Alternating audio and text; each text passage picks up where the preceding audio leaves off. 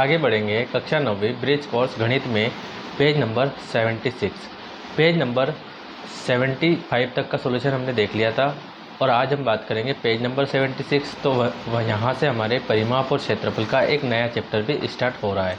ठीक है, तो थोड़ा सा मैं यहाँ पे आपको परिमाप और क्षेत्रफल के बारे में बता देता हूँ। ठीक है, देखो किसी भी आकृति का परिमाप अगर आपको निकालना है, फिर चाहे वो वर्ग हो जाए, है ना, आयत हो, त्रिभुज हो, कुछ भी हो, ठीक है, किसी का भी परिमाप अगर आपको निकालना है तो परिमाप के लिए सिंपल सी एक डेफिनेशन है, आपको याद रखनी है, सभी भुजाओं का योग। ठीक है, क्या याद रखना है?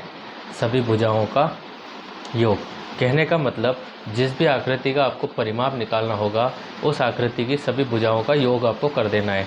जैसे फॉर एग्जांपल के लिए ये चैप्टर हमारा आयत और वर्ग के ऊपर डिपेंड है, तो हम इसकी ज़्यादा बात करते हैं।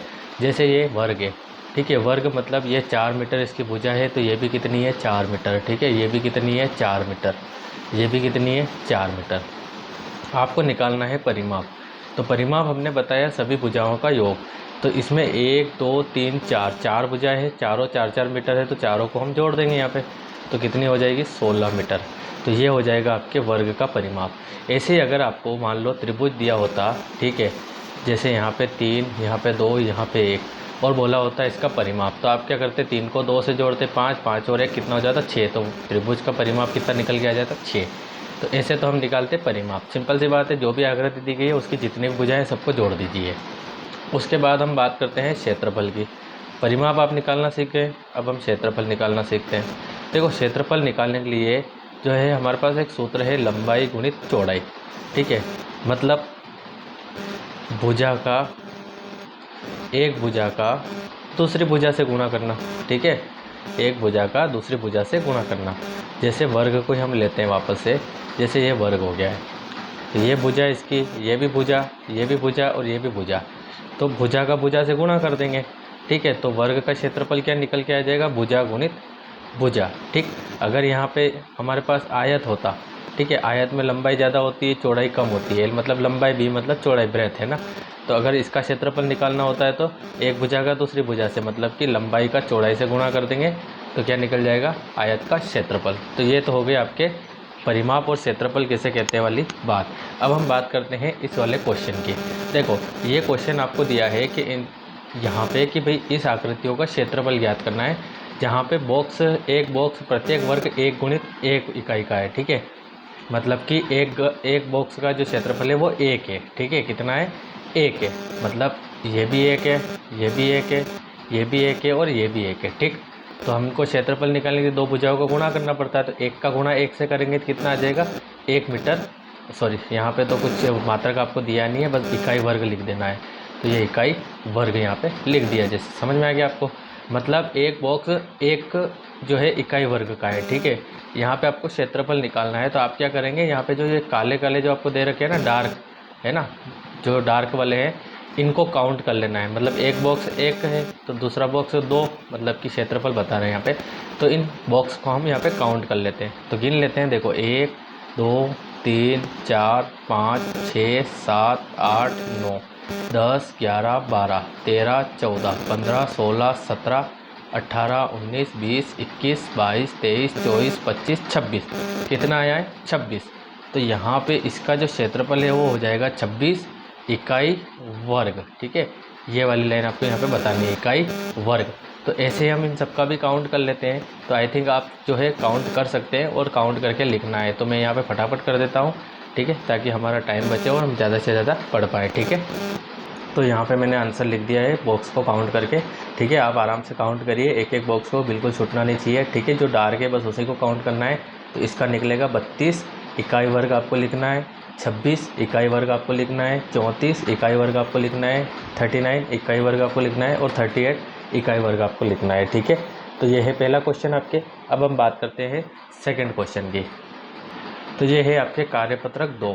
ठीक है, इसी पेज पे, जिसमें दिया है परिमाप व क्षेत्रफल ज्ञात कीजिए। देखो परिमाप निकालने के लिए हम क्या करते हैं? भुजाओं को गिनते हैं। ठीक है, बार बार की, जैसे 1 2 3 4।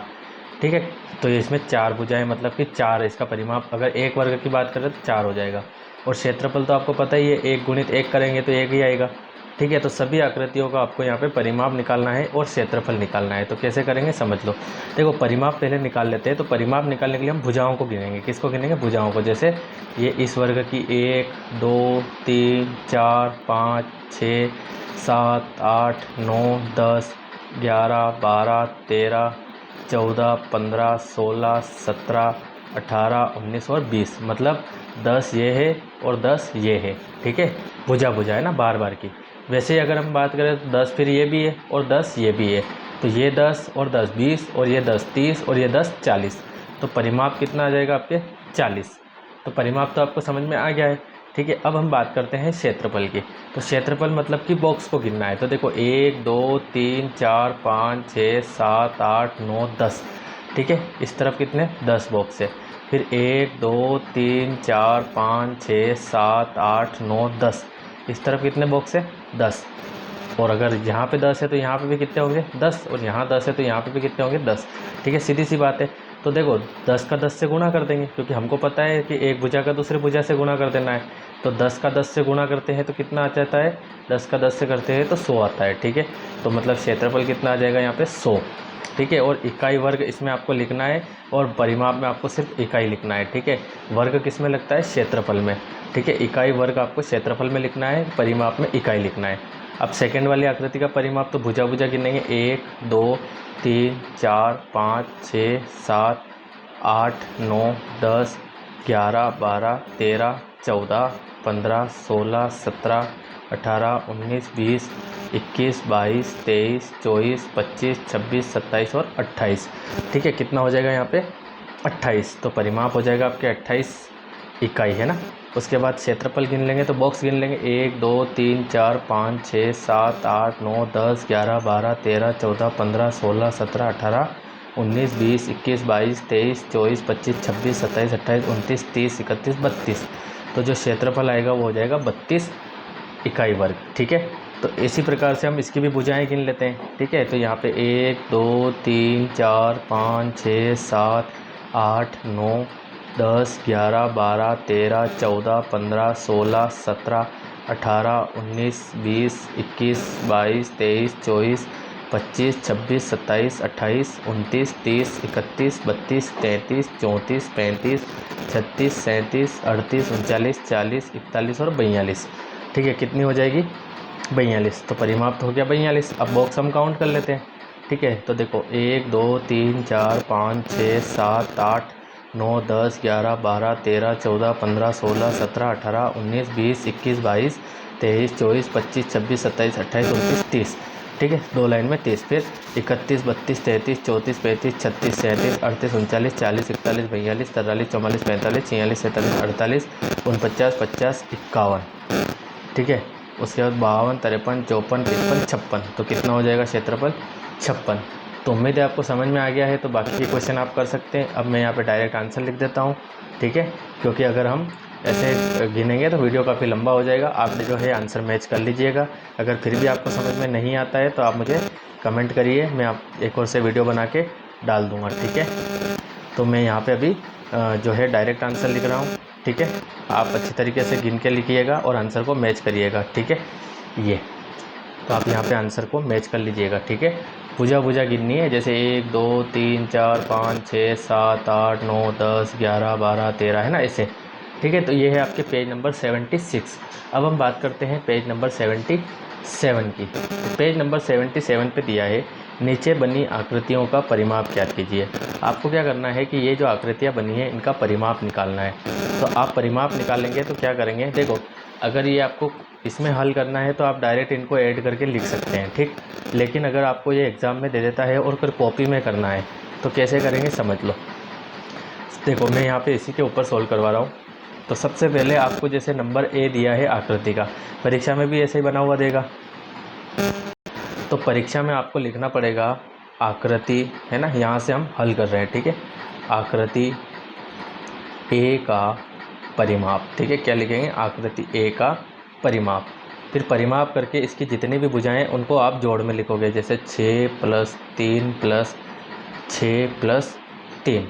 ठीक, फिर आप इनको जोड़ दोगे, 6 और 3 9, 9 और 9 18, और सेंटीमीटर है तो आप क्या लिखोगे? सेंटीमीटर। ठीक है, तो ऐसे आप बिल्कुल सिस्टमेटिक करके आइए, पूरे नंबर मिलेंगे। अब डायरेक्ट आप करेंगे तो वो नंबर भी डायरेक्ट देंगे आपको, 1 नंबर 2 नंबर, ठीक है। तो आप ऐसे करिएगा सारे क्वेश्चनों को। जैसे ये आकृति बी है तो आप आकृति बी का परिमाप और इन सबको ऐसे लिख के जोड़ देंगे। अभी मैं डायरेक्ट जोड़ूंगा यहाँ पे, ठीक है। आपको ऐसे ही करना है तीनों क्वेश्चनों को, ठीक है। तो यहाँ से शुरू करते हैं। 1 और 3 4, 4 और 1 5, ये 6 7 8 9, 9 और 3 12, 12 और 1 13, 14 15 और 16, ठीक है। तो कितना हो जाएगा ये 16 सेंटीमीटर, ठीक है। जोड़ के लिखना है लेकिन ऐसे बनाना है, ठीक है। इसको भी डायरेक्ट कर लेते हैं। 3 यहाँ पे देखते हैं, 3 और 5 8, 8 और 2 10, 10 और 2 12, 12 और 15 17, तो ये हो जाएगा 17 सेंटीमीटर, ठीक है। तो ये आपके क्वेश्चन नंबर पहला कंप्लीट। आपको ऐसे करना है सोल्व, ठीक है, जैसे मैंने ए के लिए करवाया है। वैसे बी और सी के लिए भी आपको पहले बताना है और फिर करना है, ठीक है। क्वेश्चन नंबर सेकंड, नीचे बनी आकृतियों के आधार पर निम्न प्रश्नों के उत्तर दीजिए। आकृति ए का परिमाप लिखिए। किन 2 आकृतियों का परिमाप समान है, उनके नाम लिखिए। कौन सी आकृति का परिमाप सबसे ज़्यादा है। पहले तो देखो परिमाप पूछ रहा है तो तीनों के परिमाप हम निकाल लेते हैं, ठीक है। तो इसका परिमाप निकालेंगे तो यहाँ लिख देंगे परिमाप, इसका निकालेंगे तो यहाँ लिख देंगे इसके पास में परिमाप, और इसका निकालेंगे तो यहाँ लिख देंगे, ठीक है, परिमाप। तो निकाल लेते हैं। तो भुजा गिनते हैं, 1 2 3 4 5 6 7 8 9 10 11 12। इसका परिमाप कितना आया 12 इकाई, है ना। क्या लिख दोगे इकाई, कुछ भी नहीं है तो फिर यहाँ से गिन लेंगे 1 2 3 4 5 6 7 8 9 10 11 12 13 14 15 16 17 18 19 और 20। कितना आ जाएगा 20। तो इसका परिमाप हो जाएगा 20 इकाई, ठीक है। इकाई आप लिख दीजिएगा। इसका गिन लेते हैं 1 2 3 4 5 6 7 8 9 10 11 12। इसका परिमाप हो जाएगा 12, ठीक है। कितना आ जाएगा इसका 12। तो अब आकृति ए का परिमाप पूछा है तो आकृति ए का परिमाप कितना आया था 12, ठीक है। तो यहाँ लिख देंगे बराबर 12 इकाई, ठीक है। बस इतना ही लिखना है आपको। किन 2 आकृतियों का परिमाप है उनके नाम लिखिए। देखो इकाई ए का परिमाप है 12, इकाई सी आकृति सी का परिमाप है 12। तो यहाँ लिख देंगे जैसे 12 तो यहाँ हो गया इसका, है ना। आकृति क्या लिख देंगे, आकृति ए और सी, ठीक है। इन दोनों आकृतियों का जो है परिमाप समान है। कौन से आकृति का परिमाप सबसे ज़्यादा है। तो देखो इसी का परिमाप सबसे ज़्यादा है 20। तो यहाँ पे लिख रहे हैं आकृति बी का, ठीक है। कितना है 20 इकाई, ठीक है। क्या है 20 इकाई। आगे समझ में आपको, ऐसे आपको इकाई भी लिख के बताना है, ठीक है। बात करते हैं क्वेश्चन नंबर तीसरे की। तो क्वेश्चन नंबर 3 आपको दिया है, दिए गए ग्रिड चार्ट पर 16 वर्ग सेंटीमीटर क्षेत्रफल वाले आयत, वर्ग व त्रिभुज की आकृतियां बनाई हैं। आपको क्या करना है कि 16 वर्ग सेंटीमीटर का क्षेत्रफल बराबर एक आयत बनाना है और 16 का ही वर्ग बनाना है और 16 का ही त्रिभुज बनाना है, ठीक है। तो कर लेते हैं। देखो आयत की आकृति जो है ऐसी होती है, लंबाई ज़्यादा होती है, चौड़ाई कम होती है। वर्ग में सभी भुजाएं समान होती है, ठीक है। और जो आपके त्रिभुज होता है वो तो आपको बताने की ज़रूरत ही नहीं, ऐसा होता है, ठीक है। तो अब आयत हमको बनाना है तो कैसे बना सकते हैं हम, ठीक है। तो हम ऐसे बना सकते हैं, ठीक है। जैसे 1 2 3 4 ऐसे बॉक्स आपको दिए हुए हैं, ठीक है। तो आप ले लेंगे, यहाँ पे आपको 16 डब्बे लेने हैं। कितने बॉक्स लेने हैं 16, क्योंकि एक खाना 1 वर्ग सेंटीमीटर का, मतलब कि 16 खाने आपको लेने हैं और आयत बनाना है। तो हम कर लेते हैं ऐसे 1 2 3 4 5 6 7 8 9 10 11 12 13 14 15 16, ठीक है। 8 8 क्या हो गया है ना, 8 नीचे हो गए बॉक्स और 8 ऊपर हो गए। तो ये हो गया आपके आयत, ठीक है गाइस। तो 1 2 3 4 5 6 7 8 9 10 11 12 13 14 15 और 16। तो ये आप क्या लिख दोगे यहाँ पे आयत। इसी प्रकार आपको क्या लेना है, वर्ग लेना है। तो अब वर्ग में कितने बॉक्स ले सकते हैं, तो देखो ऐसा करते हैं 1 2 3 4 ऊपर ले लिए, ठीक। फिर 4 ले लेते हैं बीच में, ठीक। फिर 4 ले लेते हैं नीचे, ठीक है।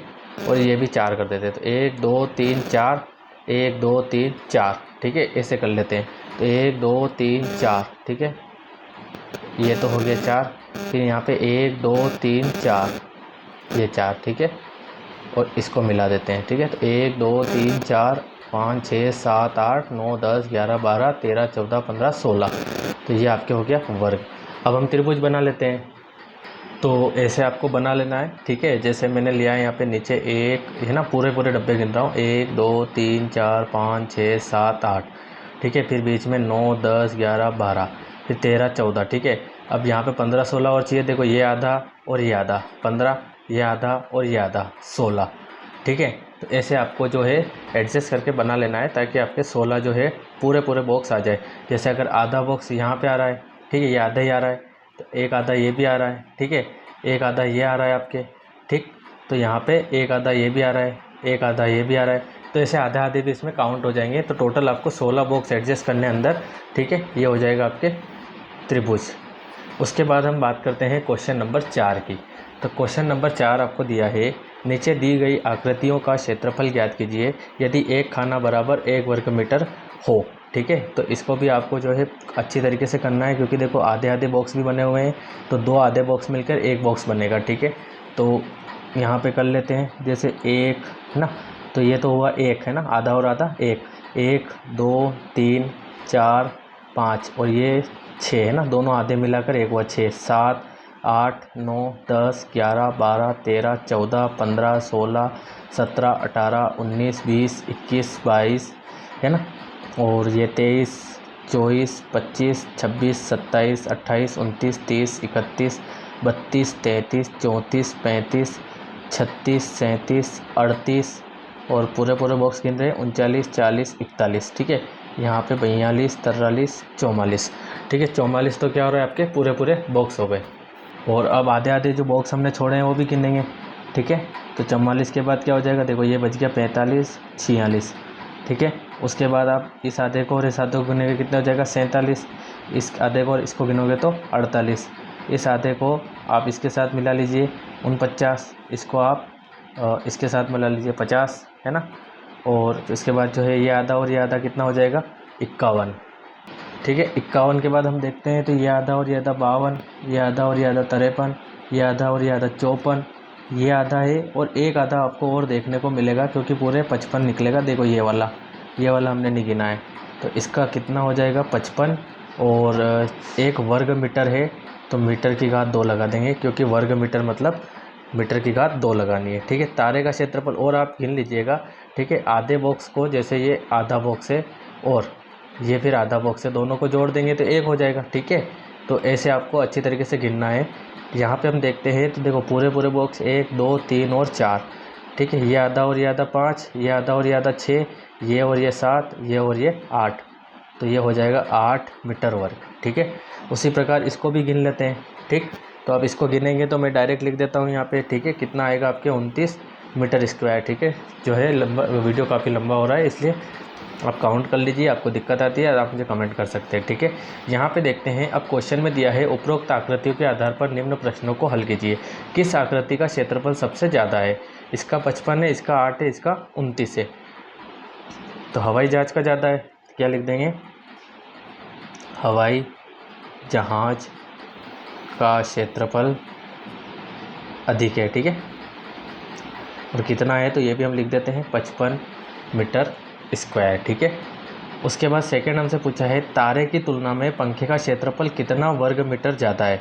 मतलब कि जो तारे का जो क्षेत्रफल है वो पंखे की तुलना में कितना ज़्यादा है, ठीक है। तो यहाँ पे देखो, इस 29 में से इसका घटा लेंगे, मतलब कि जो तारे का क्षेत्रफल आया है, हाँ, जो पंखे का क्षेत्रफल आया उसमें से तारे का क्षेत्रफल घटा लेंगे, तो कितना आ जाएगा आपके 21 मीटर स्क्वायर, मतलब कि वर्ग मीटर, ठीक है। तो कितना ज़्यादा हो जाएगा यहाँ पे, 21 वर्ग मीटर ज़्यादा हो जाएगा।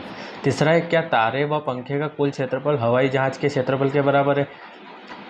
तारे और पंखे का कुल क्षेत्रफल, मतलब अगर इन दोनों को जोड़ देते हैं तो क्या ये हवाई जहाज़ के क्षेत्रफल के बराबर जाएगा? तो ये है 29 और ये है 8, 29 और 8 को जोड़ेंगे तो 37 37, और इसका तो 55 है, तो क्या हो जाएगा, नहीं। तो आंसर आप लिख देंगे यहाँ पे नहीं। कितने तारों का क्षेत्रफल हवाई जहाज़ के क्षेत्रफल के बराबर होगा?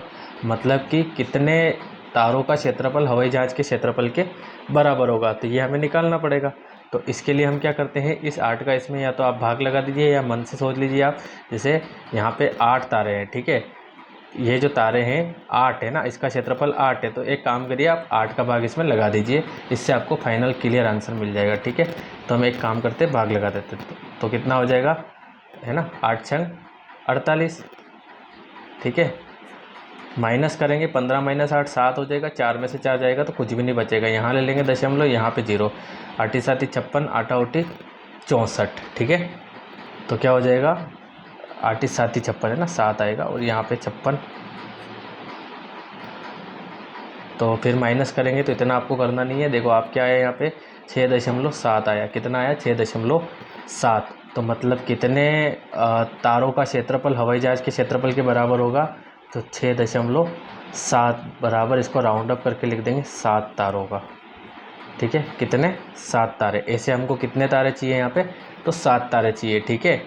एक हवाई जहाज़, 2 पंखे और 5 तारों का कुल क्षेत्रफल कितना होगा। देखो एक हवाई जहाज़ का क्षेत्रफल कितना है 55, 2 पंखे, ठीक है, तो एक पंखे का 29 है, तो 2 पंखे का कितना हो जाएगा, तो 29 दूना हो जाएगा आपके 58, तो प्लस में लिख देंगे 58 प्लस। फिर बोल रहा है 5 तारों, 5 तारे मतलब एक तारे का जो है 8 है, तो 5 तारों का कितना हो जाएगा, तो 8 5 40। तो कुल मिला के जब इनको हम जोड़ देंगे तो कितना आ जाएगा, ये 153 मीटर वर्ग, ठीक है। तो ये आपको समझ में आया कि नहीं आया, एक बार वो देख लीजिए, कितने तारों का क्षेत्रफल हवाई जहाज़ के क्षेत्रफल के बराबर होगा। मतलब कि ये क्षेत्रफल लाने के लिए कितने तारों की और ज़रूरत पड़ेगी। तो एक, जैसे हमको पता है एक तारे का क्षेत्रफल 8 है, 8 7 56, अगर हम 7 तारों का 7 का इसमें गुणा करते हैं तो हम 56, मतलब इसके आसपास, इससे आगे है लेकिन ठीक है, इसके पास पहुंच जाएंगे हम। तो हमें कितने तारों की ज़रूरत पड़ेगी, तो 7 तारों के, ठीक है गाइस। तो ये था आपके पेज नंबर 77 मतलब 77 का सोल्यूशन। तो उम्मीद है आपको दोनों पेज का सोल्यूशन समझ में आया होगा। फिर भी अगर आपको कोई डाउट रहता है तो आप मुझे कमेंट कर सकते हैं, ठीक है। मिलते हैं नेक्स्ट वीडियो में नेक्स्ट पेज के सोल्यूशन के साथ, तब तक के लिए थैंक यू गाइस। और अगर आपने अभी तक चैनल को सब्सक्राइब नहीं किया है तो आप चैनल को सब्सक्राइब कर दीजिए, वीडियो पसंद आता है तो वीडियो को लाइक कर दीजिए, ठीक है गाइस।